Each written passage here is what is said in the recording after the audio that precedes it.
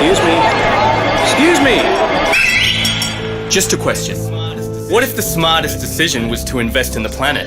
What does the planet have to do with us? We do business. Yes, but there's more than one way of doing business. Let's go for a walk. Ready? Some businesses know that the future is in producing clean energy. For some companies, it's as clear as water. You wouldn't believe that this is purified and desalinated water. Hey, nobody said it was easy. Some businesses know the answer is blowing in the wind.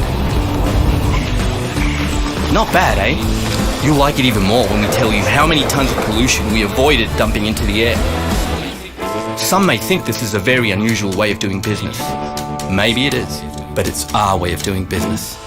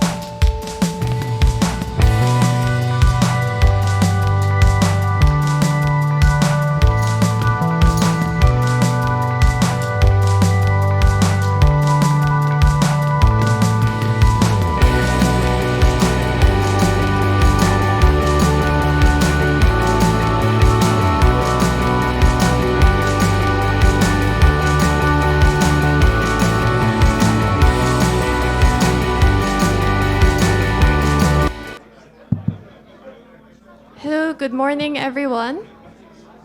We will begin the program shortly, but before we do, kindly allow us to share some videos from our sponsors, ACCIONA, SM Investments, and SteelAsia as everyone settles down. Thank you. Excuse me. Excuse me. Just a question. What if the smartest decision was to invest in the planet? What does the planet have to do with us? We do business. Yes, but there's more than one way of doing business. Let's go for a walk. Ready? Some businesses know that the future is in producing clean energy. For some companies, it's as clear as water. You wouldn't believe that this is purified and desalinated water. Hey, nobody said it was easy. Some businesses know the answer is blowing in the wind. Not bad, eh? You'll like it even more when we tell you how many tons of pollution we avoided dumping into the air. Some may think this is a very unusual way of doing business.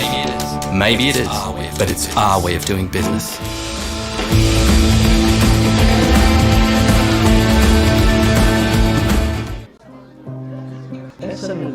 SM Investments is one of the largest Philippine conglomerates. We've been around for over 60 years.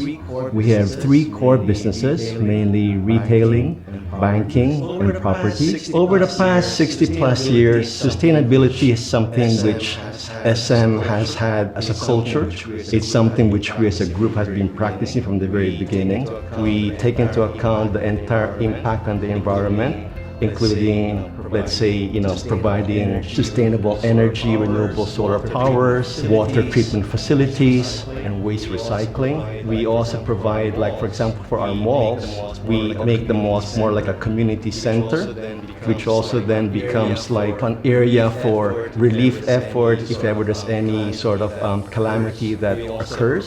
We also provide support in terms of education and training and healthcare, because at the end of the day, it's the sustainability of the community that continues to provide the growth for our businesses. Good morning, everyone. The program will begin Sabi shortly. nila pababa na raw ang bansa. Sabi Kindly nila ask everyone to settle down in their napag-iiwanan na tayo. respective seats. Thank you. Sabi nila kaawa-awa naman daw tayo. Good morning, everyone. May we kindly request everyone to settle in their respective seats. We will begin the program. Thank you.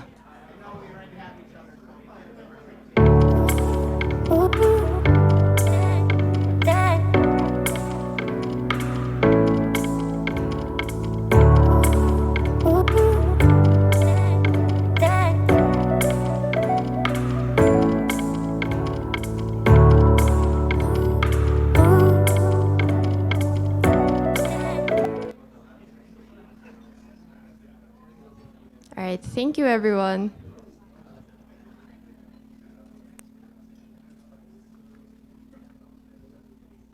All right, good morning. I am Trisha Tiope, Foreign Programs Manager at the Makati Business Club. Welcome, everyone, to the 3rd session of the F2F with CABSEC series of MBC, which is done in partnership with our members and partners from ACCIONA, SM Investments, and SteelAsia. Thank you as well to our media partners joining us today, ANC and Businessworld. We would like to acknowledge our Zoom attendees joining us today. If you guys are comfortable enough opening your cameras and saying hello to the people in the room, please do so. For those in the room, you're also seen by them, so if you want to wave hello to them, please feel free to do so. All right, maybe they are a shy crowd. All right. We are also joined by attendees tuning in via Facebook live stream. So thank you to those joining us on site and online. In the 3rd session of our CABSEC series, we are pleased to be joined by the Department of Energy Secretary Raphael Popo Lotilla. Secretary Lotilla will discuss what the government and businesses can do to manage a power shortage that may be coming soon, and what they are doing to ensure stable supply to Filipinos and businesses both in the medium term and the long term. So today's discussion will actually be more of a conversation. For that reason, we will begin the program with welcome and intro remarks by our chairman, Edgar Chua. Then we will skip any formal presentation and remarks from the Secretary and jump straight into the Q&A, which will be moderated by our trustee, Riza Mantaring. This format would allow everyone to have more of a casual conversation and candid discussion with the Secretary and those joining you today. For those who have questions in the room during the discussion, please raise your hand, and my colleagues Bianca and Bettina, who will be stationed in other sides of the room, will attend to you with a microphone. For those joining in via Zoom or Facebook, you can type in your questions via chat, and I will be reading your question out loud for you. Before we start, kindly allow me to acknowledge the presence of our board members joining us on site: Edgar Chua, Riza Mantaring, Dr. Aris Alip, Itos Cruz, Doris Magsaysayho, Jose Victor Paterno, and Lito Tayag. We are also pleased to be joined by the Ambassador representing the Royal Danish Embassy, Ambassador Franz Michael Melvin. Thank you for joining us. And the Royal Thai Embassy Ambassador, Ambassador Tul Trai Sorat. Before we begin, while we're all still fresh in this Monday morning, we would like to actually take a quick photo of everyone in the room. So we will start, my colleague Joanne will be leading this. We'll start with a quick photo from table number 1, and then we'll do a crowd shot. So I'll be cueing you all to flash your smiles accordingly. All right, so we'll start with table number 1.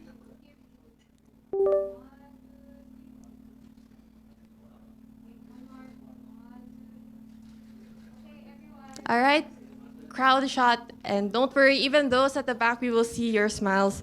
So on the count of 3, 1, 2, 3, smile.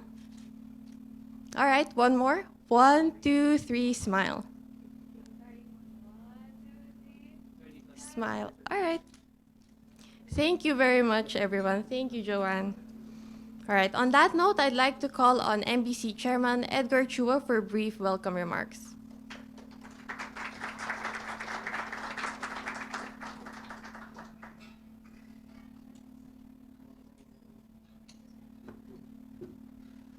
Thank you very much, and good morning, everyone. Thank you for coming here. Welcome to the third installment of Face to Face with CABSEX, part of MBC's constant effort to strengthen the public-private dialogue and collaboration. As many of you know, this is not Secretary Lotilla's first run at the Department of Energy. He was first appointed the Secretary of the DOE under the Arroyo administration. And prior to that, Secretary Lotilla also served as NEDA Deputy Director General, where he was point person in passing the Electric Power Industry Reform Act, or EPIRA, the law that privatized the power sector. Some of you may still recall, some of you are a bit older, just like me, that 30 years ago, government owned all the generation and transmission assets. And we had at that time one of the worst blackouts in our history. After the EPIRA was passed, he was one of the first heads of the Power Sector Assets and Liabilities Management Corporation, or PSAM, the agency that sold most of the government's power assets. With almost certain power shortages in the near term and probable shortages in the medium and long term, the country is fortunate to have someone very experienced and knowledgeable to steer us through this very challenging period. Upon taking office this time around, Secretary Lotilla and his team made their priorities very clear. 1, attracting and helping investors to build power plants. 2, making them accountable for delivering on their commitment. And 3, diversifying the Philippine energy mix, increasing clean energy, and opening the possibility of pursuing a nuclear energy program. He has already succeeded in passing a game-changing reform, opening the renewable energy sector to foreign investors at 100% equity through the issuance of Circular Number 2022-11-0034. This will help achieve the target of 50% renewable energy by 2040. Some of you may wonder, with his work credentials, what his background may be. Perhaps he's an engineer. No, he's a lawyer. And he has degrees from UP and the University of Michigan, and was a longtime law professor at UP. One of his specializations, maritime law, make him a leading authority on offshore concessions and even the defense of the West Philippine Sea. This proves that there are lawyers who can be good for the country. So Sorry, Sec. I mean, it's true. There are lawyers who can be good for the country. Off hours, his passion is old Philippine maps. This supposedly started when he discovered one of his lolo's baul. Later on, whenever he traveled, he'd make a point of scouring flea markets and antique sales for more maps. He wrote a thesis on the fascinating subject of the mapping of his home island of Panay. This passion has led him to explore Borneo and the Spratlys. Let's hope that this passion somehow helps him discover our next big oil and gas field, or at least navigate us through the coming critical years.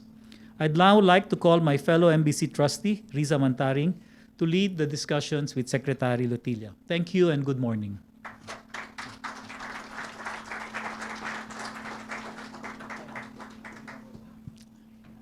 All right. We'll ask Secretary Lotilla and Riza Mantaring to take their place on stage.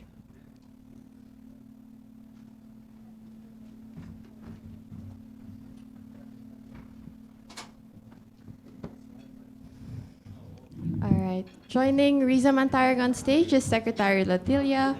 I will begin the open discussion shortly.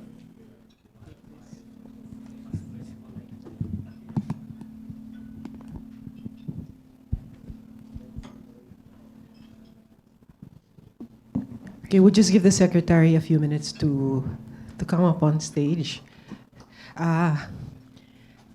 As all of you here in the business community know, the Secretary Lotilla was a very welcome appointment, which was highly applauded by the business community. So we're very happy that he's here with us to join us this morning, especially since energy and power have been quite a bit in the news lately with, as you know, the Malampaya gas fields projected to run out of gas by next year, and then all the forecasts of a power shortage this year, and the news of a power supplier basically backing out of its contract, all leading to the worries of are we going to have enough power? So, Secretary, maybe first I'd like to start by asking you a question. What really is the current status and what's your realistic assessment of the Philippine power supply in the next 2 years? And if there's a shortage, is there time to fill with new capacity? And how can the private sector help? Well, I thought that I was here to listen to the last question you had, which is what are the suggestions of private sector for the department and for the country. So first of all, I wanted to thank Ed and the Makati Business Club for this opportunity to have an exchange with you. I think that by now most of you, or many of you here, are actually more knowledgeable about the state of the power industry than I am. But it's the entire energy sector that we really have to look at. And not just power, because the different aspects feed into each other. And I just wanted to greet also your excellencies for being part of this dialogue today. Our ambassadors from Thailand and Denmark are here with us. And I've had interesting discussions also with them. So let me start with the cards that we were dealt with when this administration came in. And if you recall, we lost 1,200 megawatts of Ilihan in June 2022, right before this administration came in.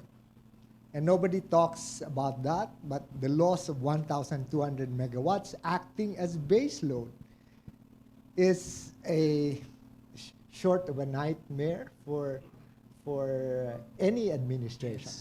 So among the things that we had to attend to, of course, was first to make sure that the upstream sector is going to be put on the right track in as fast a time as possible. And so with the full support of the President, we have taken steps to stabilize the investment framework for the upstream, and have proceeded to clarify that Presidential Decree 87, which is on the upstream, remains the framework despite some problems we have had on interpretations made by government institutions like the Commission on Audit. Now, however, getting the near fields of Malampaya and the same service contract area back to production or into production would take some time. And that's where the liquefied natural gas program of the government is going to be helpful.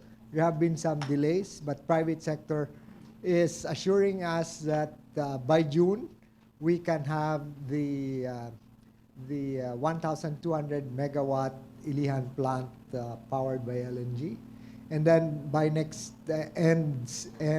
additional LNG will be there to supplement the erratic supply from Malampaya, sometimes erratic, because of the declining field. Now, we knew about the decline from day one, and Ed Chua is here to attest that, what is this? We knew that the main field of Malampaya is a finite resource. But then, as usual, there have been delays in making the decisions to move these things forward.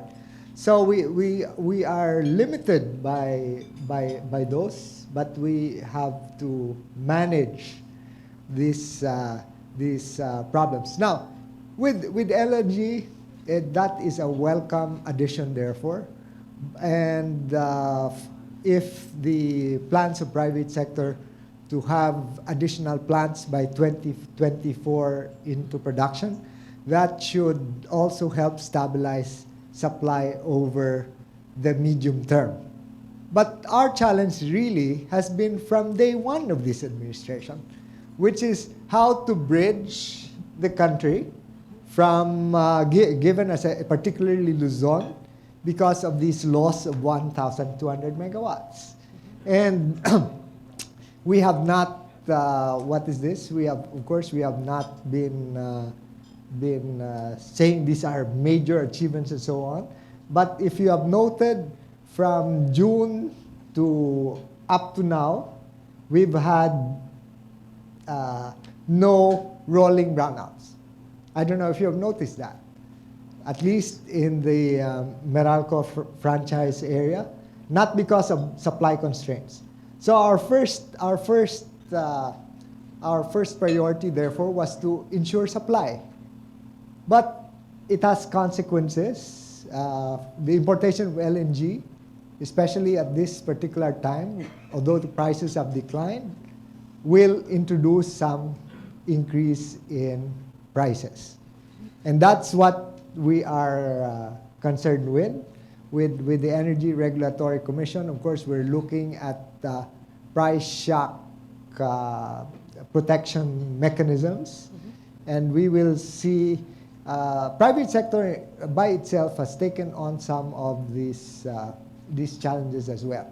So if you have read Meralco franchise area, for example, they were able to negotiate with their suppliers for spreading over the increase in the March bill over a 2-month period. Now, these are mechanisms that we want to explore as well. We know that LNG will be volatile, even up to, especially as winter approaches. So if the current spot prices are still going to be relatively elevated this year and maybe 2024, we've got to look at that side of protecting the consumers and the and industry. So these are some of the things that we're looking at. May is therefore very critical. The yellow alerts that have been projected is because they are there because precisely of the absence of Ilihan, and we can't bring in alternatives before June. So there are other mechanisms that we are going to harness for that. You know, some of those things are like scheduling, maintenance, Yeah. and repair. I think you projected about 12 yellow alerts for this year. Yes, but that already includes the ones from June to December, which would largely disappear if we have the LNG supply in. And of course, we have also to talk about transmission constraints, Rizal. Yes. Because again, the focus of the administration has been to bring on stream the transmission lines. There have been delays as well in the completion. So the Bataan and Mosa line, which before resulted in more than 600 megawatts of stranded power in Bataan, that has been largely resolved. So government has been working with private sector on those constraints. For Mindanao Visayas interconnection, again, there's 800 at times a maximum of 800 megawatts in Mindanao is stranded because of a lack of transmission to Visayas. The Secretary, I think it takes a long time to do the system impact studies and Well, yes, the system impact study is another, and of course the President himself is concerned about that. so how can we speed that up? Well, that one can, what is this? One is, of course, the Energy Regulatory Commission has already required the concessionaire to make the queue transparent. So if at any time you look it up, you can see what is the period of delay. But the delay is still disconcerting because it is around 1 year or even more in some cases. But the concessionaire has again committed to reduce that in a shorter time, like 6 months. Now, on the other hand, what is this? The concern that has been raised on the part of the concessionaire is also that 70% of the system impact studies never are, or the projects are never completed. So in other words, they go back to the drawing board each time these things are not. But there are ways of dealing with this, and that's I guess that's the more important thing that we need to do as far as system impact studies are concerned. And then you have the infrastructure for transmission. And I guess what I have seen over the last 15 years since I have been away is that there is a qualitative difference in how government sees its role.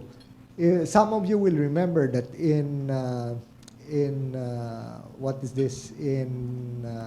aftermath of IPIRA, the major challenge for government was to reduce the debt overhang in the power sector, and that meant privatization as a way of reducing that burden. And one of the main elements was the transmission. Yeah.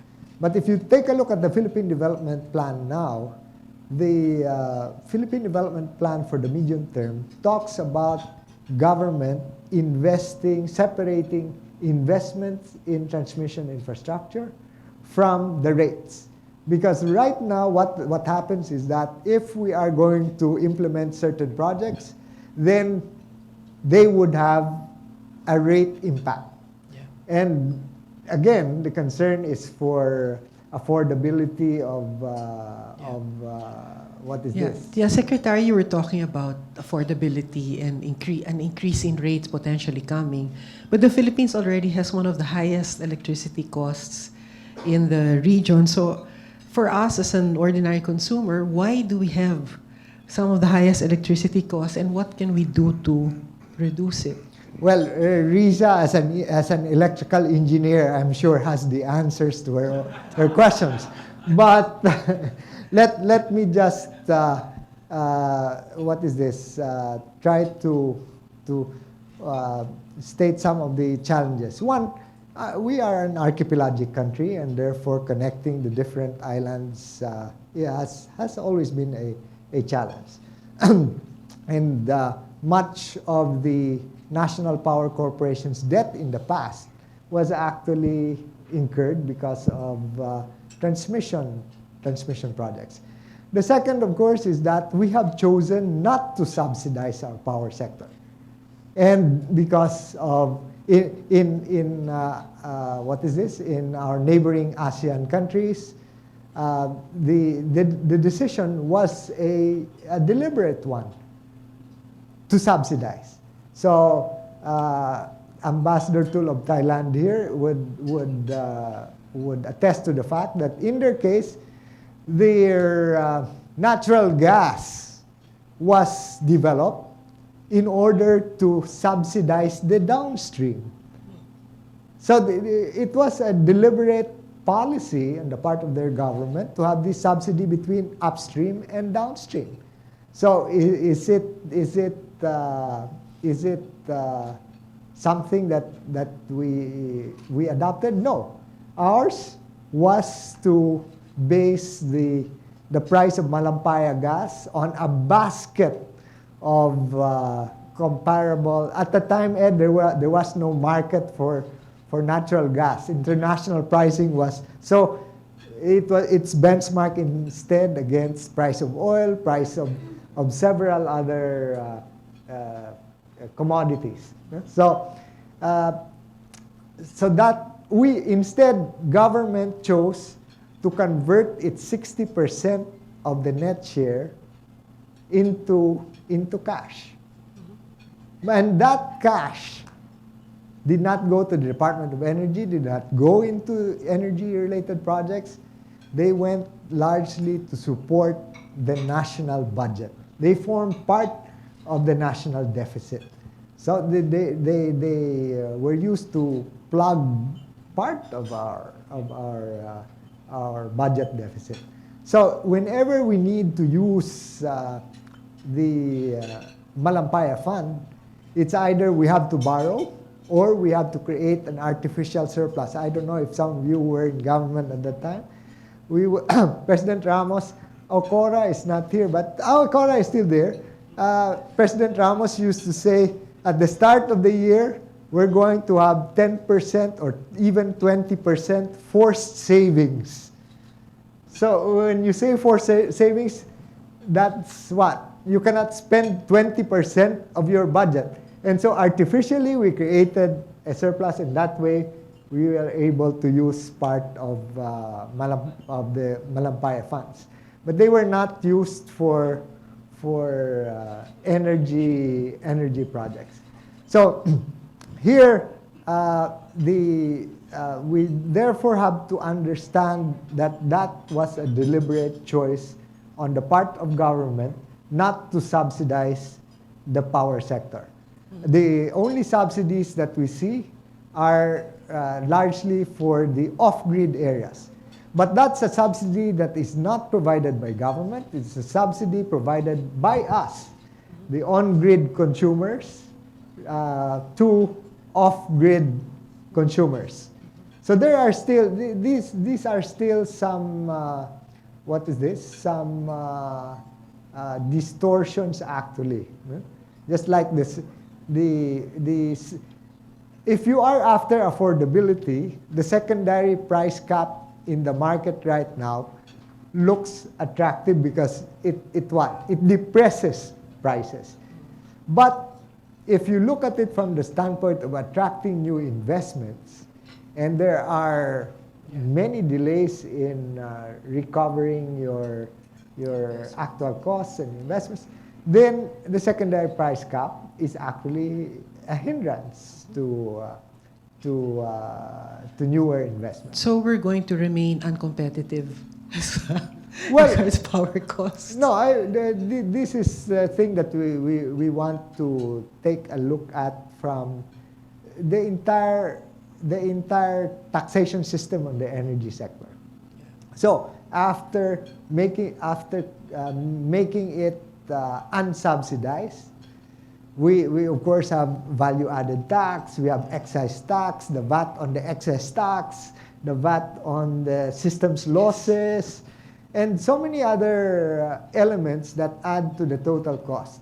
And then there are proposals for a carbon tax, but if the carbon tax is going to be imposed on the existing energy tax, then what would be the implications as far as affordability is concerned? So we would like to study this more deliberately and more systematically, that what in effect are the different impositions that we make on the energy sector, and whether this is a sustainable way of proceeding.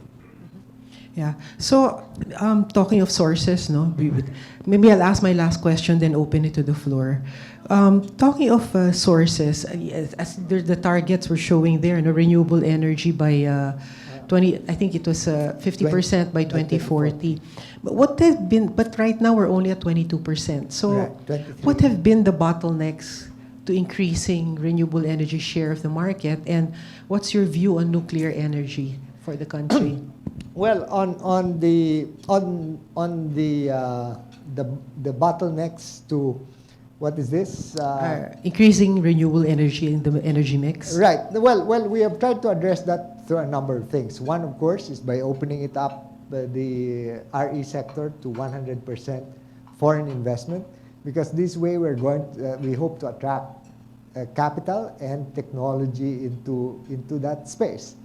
The second is that we have issued a number of other things, including increasing the renewable portfolio standards from 1% to 2.52% by this year, and then effecting preferential dispatch for all renewable energy sources, and not just including geothermal, other than variable renewable energy. So I think we have done, and we intend to, to go into another round of green energy auctions for this year. So these are some of the things that we have done, but there are other things, or much more needs to be done. So simplification of procedures in the approval and the permitting systems, and making sure that as far as the newer technologies are concerned, the regulatory framework will be more in sync with the needs of the sector, like offshore wind and so on. So there are a number of policies, including the energy storage systems that are currently being conducted, and those consultations will result in new policies and issuances. And the same with offshore wind and so on. But your other question was, So nuclear energy, what's your view well, on that? that relates with the general approach, which is to diversify our sources of energy. So we cannot simply depend on one or several sources of energy. In the past, we were quite dependent on hydro. So we were using hydroelectric as our base load. And in later years, we've had to shift and make that mainly peaking rather than base load. You know, at one point, we had 50%, almost 50% of our total power sources from renewables. And that's because the hydroelectric accounted for much of that. And geothermal accounted for as much as 27% of the total power mix of the country. But the irony of it is that when we introduced the Renewable Energy Act, geothermal went down, right? And along with the other renewables. Well, perhaps that was because the geothermal was not classified as a must dispatch source at that time. So the thinking was that the geothermal was already mature and therefore did not need additional incentives like must dispatch. So diversification is key, and therefore that's why we should be open even to nuclear power. Because we've got, at this point, we really are not absolutely certain of which technology will be maturing in a faster way or will be there when we need it. So right now, we need all the sources of power that we have, and that includes coal. Are we actively exploring setting up nuclear, either rehab the Patan plant or setting up the small modular plants? Well, as you probably know, Congress is focusing on coming up with the legal and regulatory framework, because the president has made it clear that we will go by the requirements of the International Atomic Energy Agency, and there are something like 19 requirements from womb to tomb. So you must address all of these throughout the life cycle of these issues involving the nuclear energy throughout its life cycle, and not postpone, for example, disposal as an issue at a much later point. So it's just that I've always advocated that we should be open to all technologies. While we have to set standards of safety, standards of efficiency, and so on, we must be open to all of these. Now, the introduction of nuclear power would also require that we address other aspects. You're in the private sector, and I don't know to what extent you would, for example, approach the issue of government re-entering the power generation space.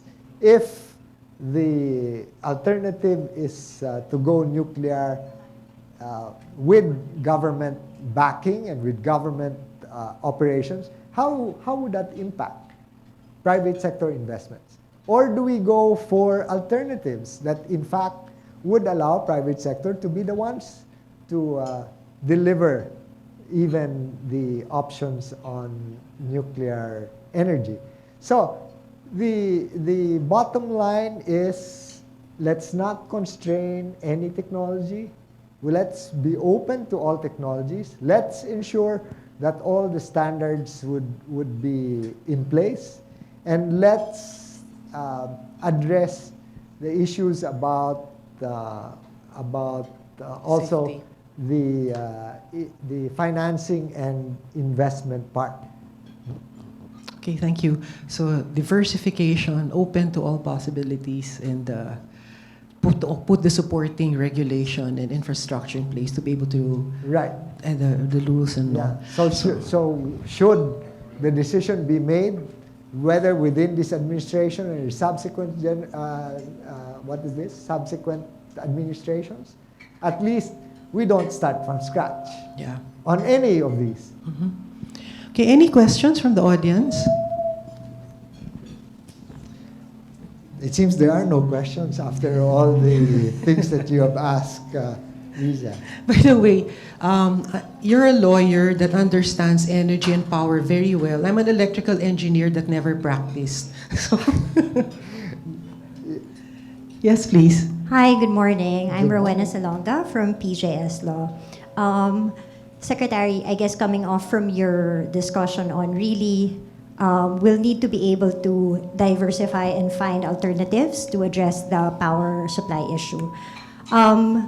Over the past couple of years, given the increasing costs in electricity, we've seen a lot more investors and customers actually being interested in distributed energy resources. So a lot of CNI customers in the ecozones have been looking at getting their own supply through distributed energy resources. But it seems like while the ERC has recently issued some licensing regulations, it doesn't appear that the government has a very clear policy on how to address the DERs. Currently, it seems like these DERs are being treated in terms of implementation similarly as other traditional utility scale projects, which kind of defeats, I guess, the purpose of securing DERs, because the intention is to easily be able to deploy these to the customers. So I just wanted to ask if the DOE is actively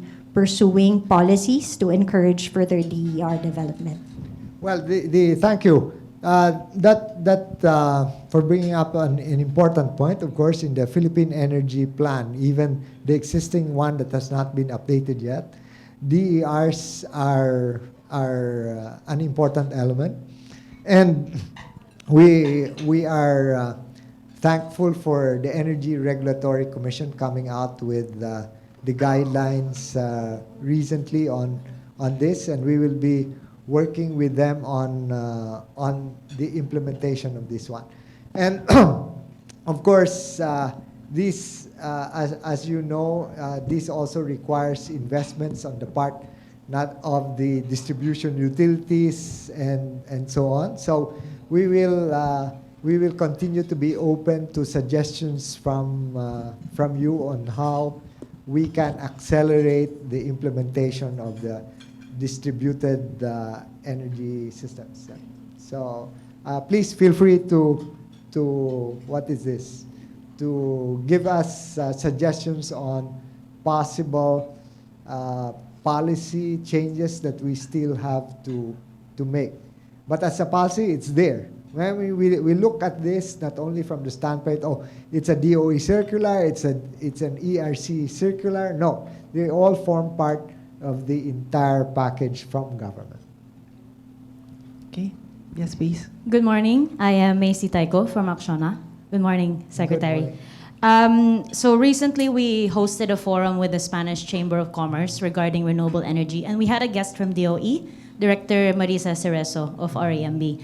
And one of the major, during the discussion, one of the major, I guess, issues that came out was really about the coordination and communication between interagencies, because obviously DOE cannot act on its own and it needs to coordinate with other agencies.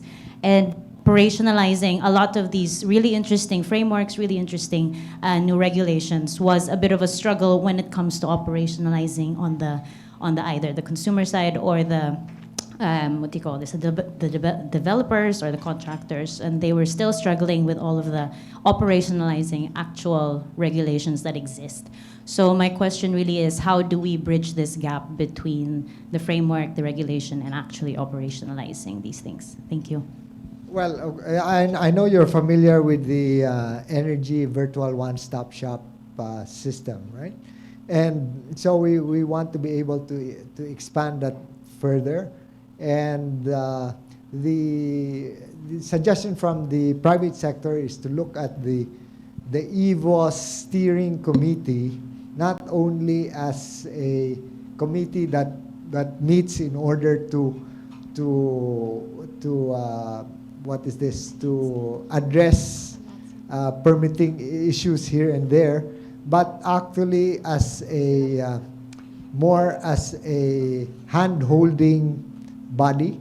So using the Office of the President as the bastonero. You understand what a bastonero is, right? So, and the other agencies therefore would have to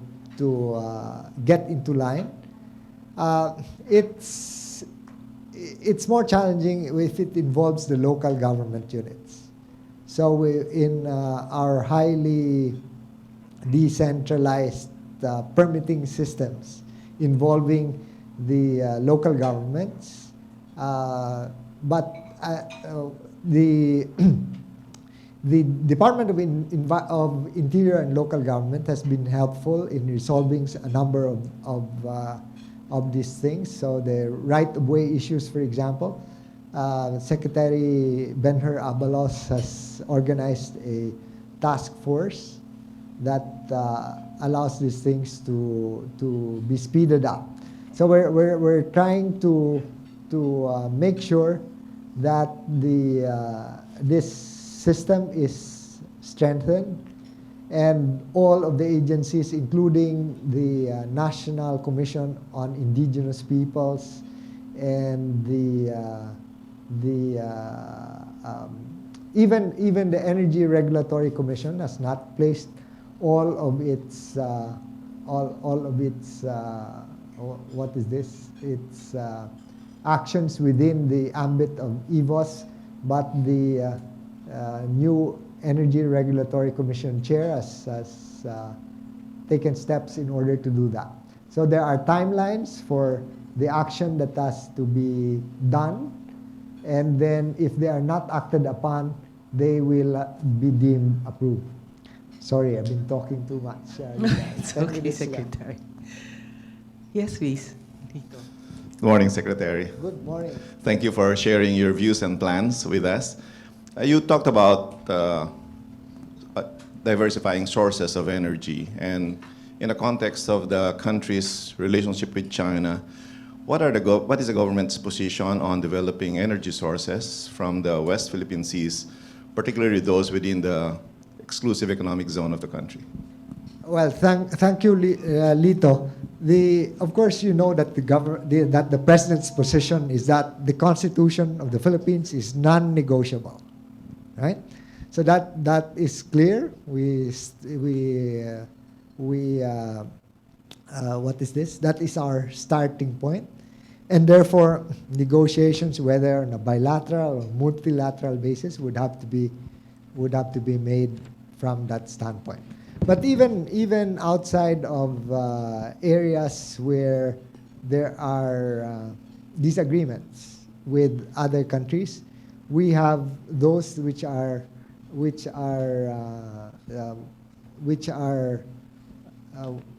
do not involve such issues, and therefore, what is more important is precisely to address the uncertainties on the upstream that I have pointed out. There is one of these is again Ed Chua has had nightmares about this before.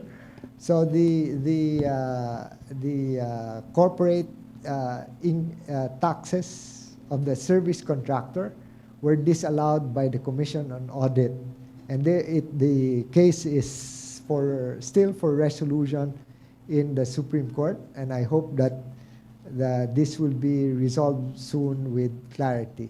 So even if we insist that Philippine law is applicable, if the interpretation of our law itself is not clear, then it becomes a disincentive for foreign investors. So that's the first thing that this administration has sought to resolve, that the consistent interpretation of Presidential Decree 87, where it assures investors that through the service contract system, that the 60% share of government includes all taxes that are due from the service contractor, is the policy that this administration is going to maintain. And that is the position that has been taken by the Solicitor General in the case pending before the Supreme Court. So I won't argue anymore because it is, what is this? It is for resolution by the courts. And of course, on the foreign policy and security aspects, we have to, these are things that are decided not unilaterally by DOE, but have to be made in consultation with the Department of Foreign Affairs and the security agencies of the country. But right now, yes, we have, besides the Australian investment in Nido Petroleum, recently Ratio from Israel is also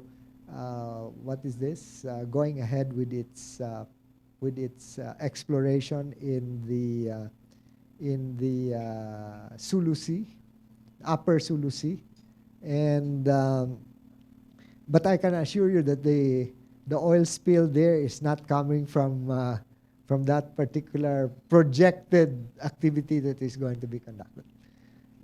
Thank you. Are there any more questions? Okay, there's one there. Yes, please. Hi, good morning, Mr. Secretary. I'm Crister Gaudiano from CEMEX, Philippines. I would like to ask Mr. Secretary where we are as a country when it comes to waste-to-energy policy and infrastructure, and whether or not such waste-to-energy policy forms part of our energy strategy as a country. Well, very much so. I know what you have been doing in the cement industry and using renewable sources in order for especially waste to energy.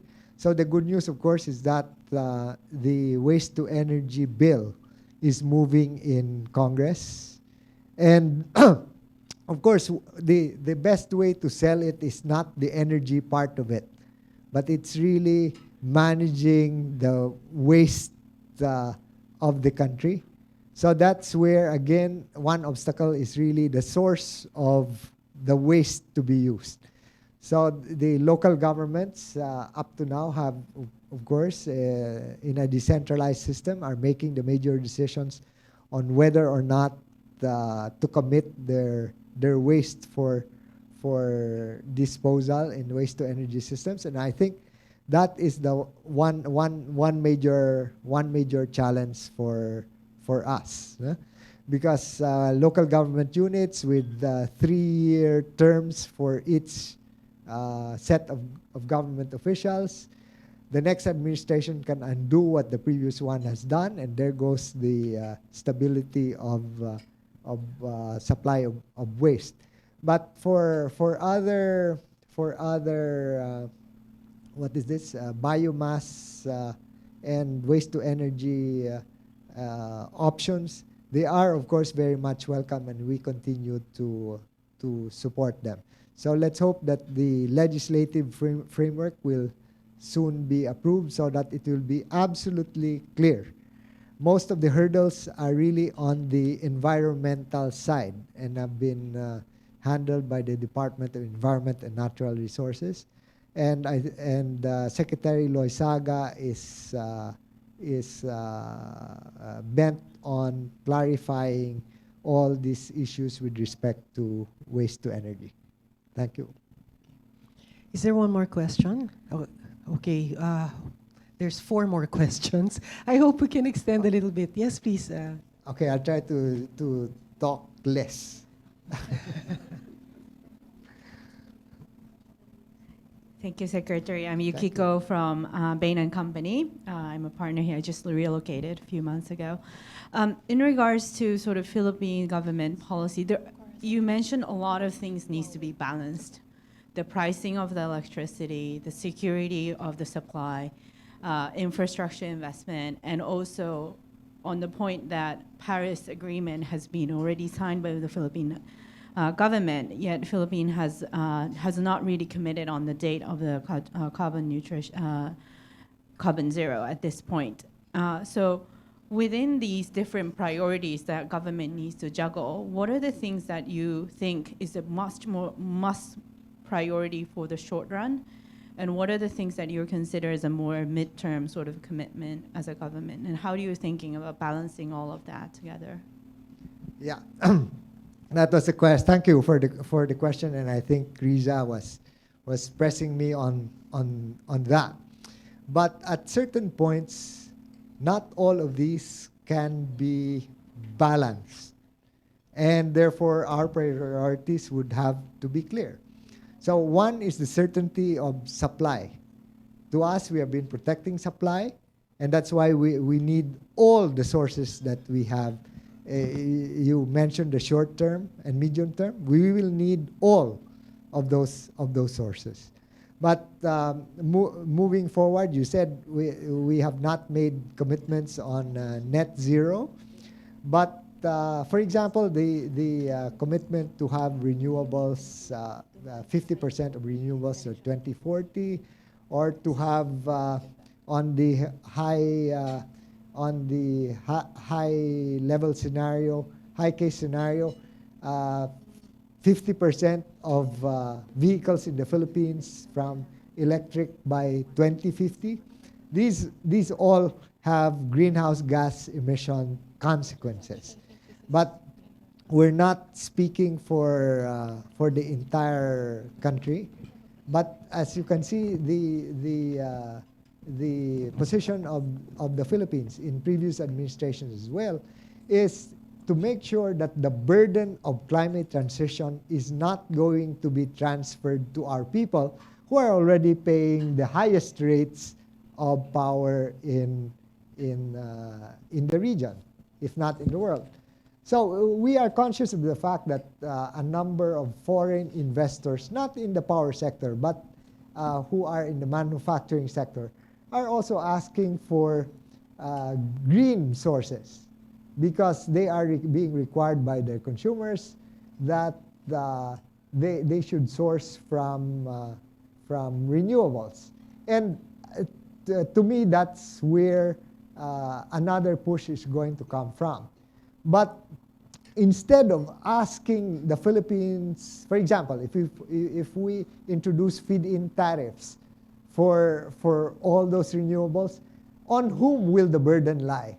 It will be with the Filipino consumers. And that's where we would like to explore alternatives. And in my visit to Japan last week for the ministerial meeting on Asian zero commitments or zero emission goals, we're looking at how can our developed country partners and development partners share in that burden. Is there a way for them to give credit to their companies who are located in the Philippines and who prefer to locate in the Philippines? Credits for using renewable energy, and which then can help them reduce their energy expenses. So we are willing to facilitate the use of renewables. So if you have a locator in Cebu which wants renewable energy, there is stranded power, renewable energy power in Negros Island, and has been stranded since 2015. Now, that's why we're concentrating on the transmission lines to be finished, because this will ensure that that power is going to be delivered to Cebu where there are locators. So it's something that forms part of the energy diplomacy of the administration, that we will continue to work with our developed country and other development partners to explore ways and means by which we will be able to go for the 2040 targets, and at the same time be able to spare our people from the burdens of the transition. Yeah. Yeah, incidentally, as most of you probably know, the Philippines only produces 1% of the CO2 emissions globally. Yeah. So the help from the developed countries will certainly be very welcome. Maybe the last question. Yes, please. Mr. Secretary, I just want to inquire, what is the prospect of the coal-fired power plants? Because under the ESG policy of at least one bank that I know, they're not going to provide loans anymore to coal-fired power projects. The other question I have is, many years ago, I heard a speech about ASEAN working together to work as one body to provide energy to the region. Is that moving, or is that a dream? Okay. Thank you. Thank you, Cora. Well, on the ESG, I think, as you said, even private sector is imposing constraints. So it's not government dictating, but it's the market itself that is sending the signals. So for our energy sector actors, it is for them to assess whether the risks and the constraints are worth going into or pursuing certain projects, including coal. But whether or not we need them, yes, right now we need them. And if you take a look at the just energy transition mechanisms for Indonesia, for Vietnam, or for South Africa, they don't mean shutting down all their coal plants by tomorrow. It is a case where this has to be managed over time, and there are transformations that have to be made, and the transformations are not again going to be easy. So upgrading the coal-fired power plants, carbon capture systems, and ultimately shifting to lower carbon fuels, co-firing with other fuels. So these are the options that are in place. And then and we intend to pursue them precisely with more access to financing and technologies. Now, your second question was on ASEAN.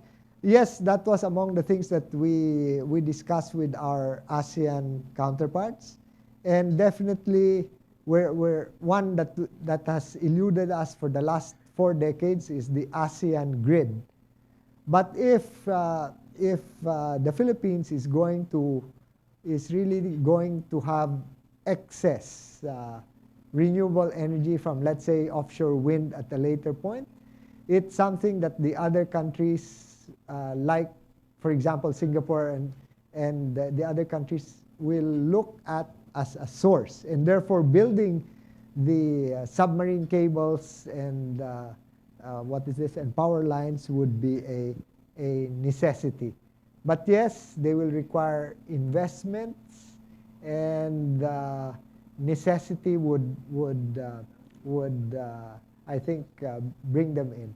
With the proposed transfer of Jakarta's capital to Nusantara in Borneo Island. So again, that would be an additional, I think, an additional item that we would have to consider. Okay, I think we've run out of time. So for those of you who have questions that you want answered, please do send them in. You can email MBC, and we will try to get answers from Secretary Popo to send them back to you. Yes. Well, thank you very much for this opportunity. Yeah, and thank you very much, Secretary. It's certainly been a very informative session. All right. Thank you, Secretary Lotilla and RGM. May we kindly request you to stay on stage. We'll have some quick photos taken together with our sponsors and some of our board members.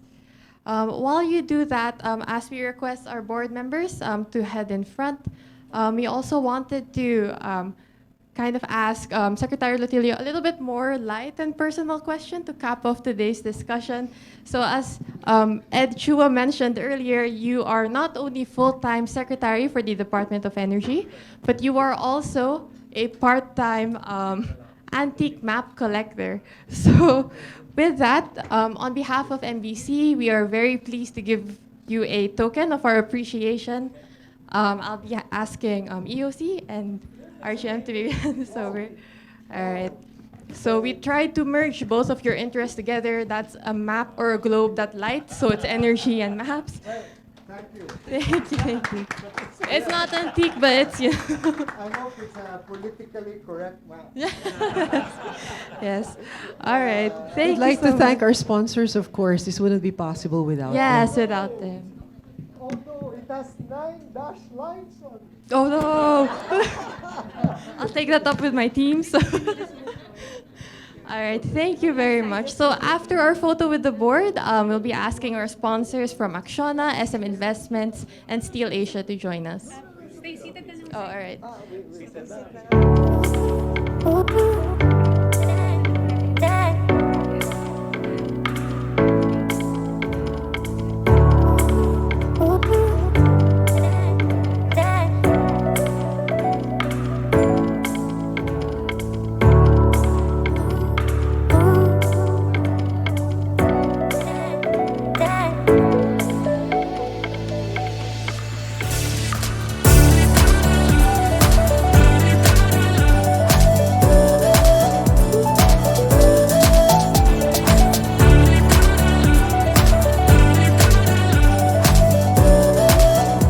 Thank you for attending MBC's F2F with CABSEC series. Power to the People, Near-Term Gap, Long-Term Prospects with DOE Secretary Lotilla.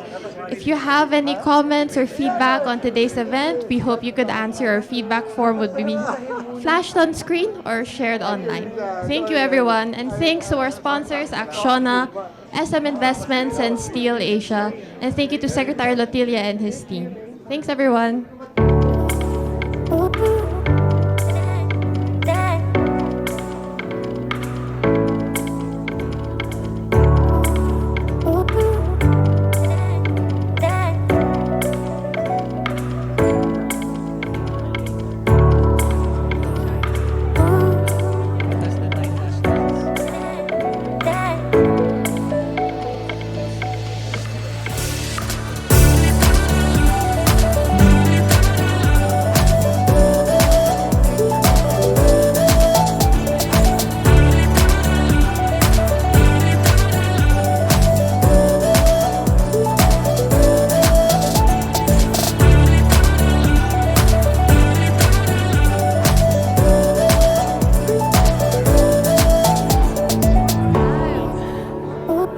I saw it. It's not the same. But off. 10:05, yeah? You were doing it. There was Yes, wait.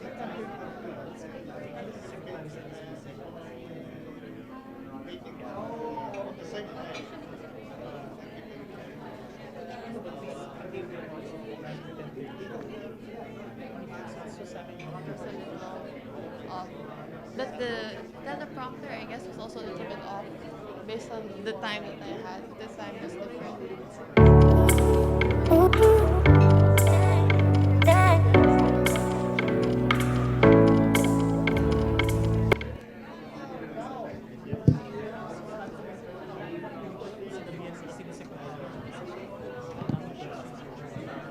Kasi yung kay Popo, we said 1.5. Kasi like MBC, MEP, sila tapos ng 1.5. Normally, and people start leaving by after 1.5. So yung 1 to 1.5 is just right. Sorry, DOC about sorry. No, it's okay. No, don't worry.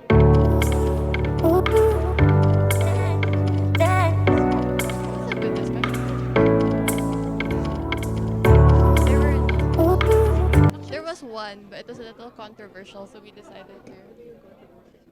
They wanted to ask like the relations with China and the U.S. How would that affect? I think he partly answered that naman. Yeah, so it was touched on. So.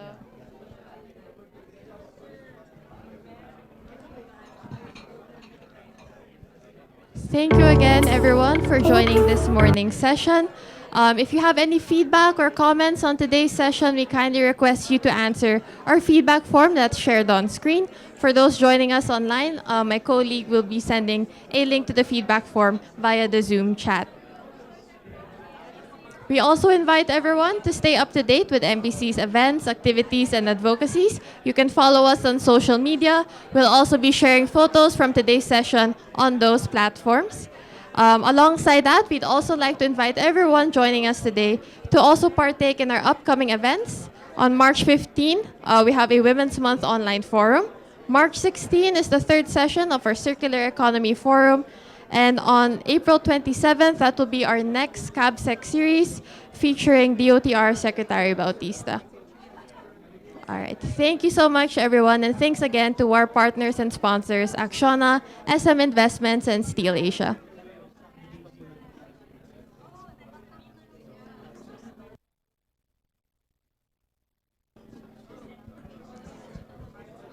And for those who are leaving the event venue, keeping up on the theme of sustainability, we kindly request everyone to return your ID badges on the registration table so we can keep your ID badges. Thank you.